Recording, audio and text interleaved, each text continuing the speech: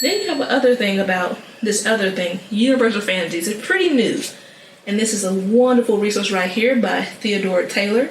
It's a lot about these universal fantasies, which are not like trope. Sometimes it takes a little bit of a time to wrap your mind around what are universal fantasies, because they sound similar to tropes, but they're not tropes. It's a different type of thinking.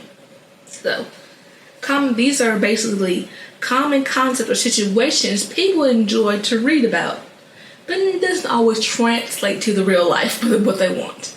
And so where's this come from? Let me give you an example. Think of Beauty and the Beast. Beauty and the Beast has a lot of different universal fantasies here's one. So being forcibly removed from a horrible situation or a boring life to somewhere you don't fit in.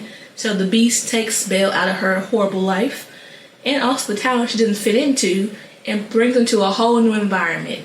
Now, not everyone likes to be forced into different situations, but in the book you're like, okay, cool, what's going to happen next? It gets you intrigued, and it's very different from actual life.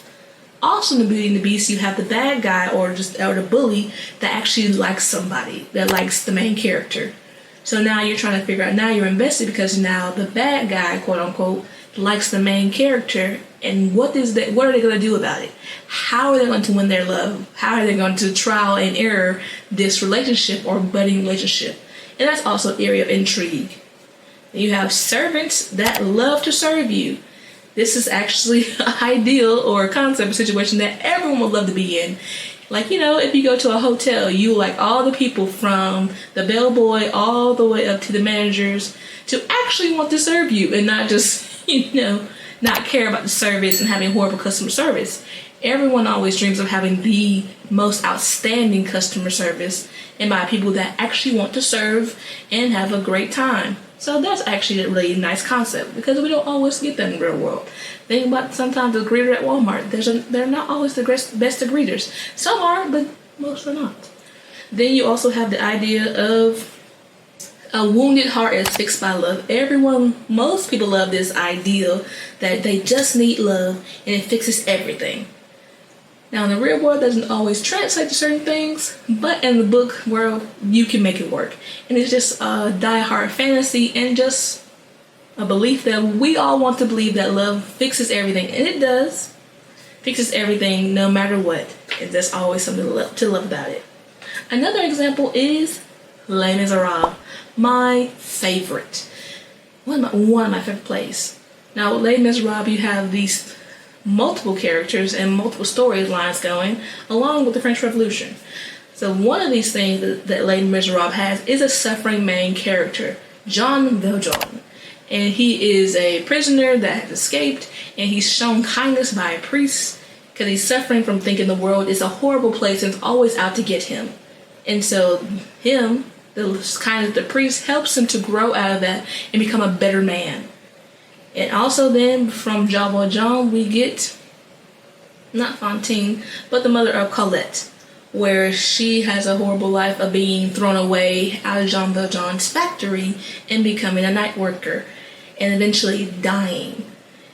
But then she's given her child to Jean Valjean to protect and help grow up into a wonderful lady and escape poverty. And so this brings to another thing, that Jean Valjean is devoted to the mission.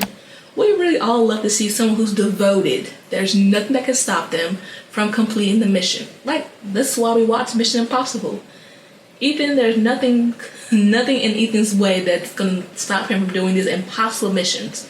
And we're all tied into the movie because we want to see how will he succeed or fail in this impossible mission. That's what we're looking for. And we want to know it to the end. It's a good way to click people in. The other one that also brings it to, for such devotion, you'll get a reward. Now, Jean Valjean, he does end up dying in the end, spoiler alert. However, he does complete his mission because he gets to see that his adoptive daughter, Cosette, is married and happy to a man that loves her. And that was his ultimate goal to his mission to her mother that died early on. So that is his reward for his great devotion. Now, in this one, we all like to hear that as well. Have been rewarded for being devoted to whatever our cause is.